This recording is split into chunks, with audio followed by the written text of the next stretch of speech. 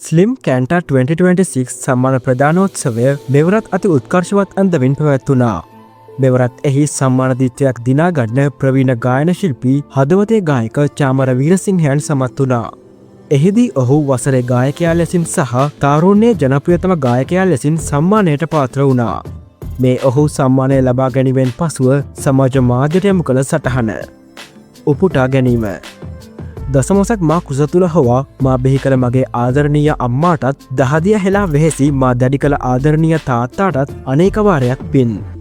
මෙතරම් දුරෙන්නට මට හයියක් වූ දුක සැප දෙකහිම මාලගින් සිට සෙනෙහස ආදරය දුන් මාගේ ආදරණීය බිරිඳටත් පර්පල් රේන්ජ් සංගීත කණ්ඩායමේ සේනකයියා ඇතුළු හැමදෙනාටමත් රන්සිලු ආයතනයේ රංජිත් ප්‍රේමලාල් මහතාටත් මගේ පවුලේ ආදරණීය හැමදෙනාටමත් මා වෙනුවෙන් ගීත නිර්මාණය කළ සංගීතය සැප වූ ආදරණීය හැමදෙනාටත් දිනෙන් දින මා ඉහළට ඔසවා තබන මගේ ආදරණීය රසික ඔබ සැමටත් හදවතින්ම ස්තුතියි.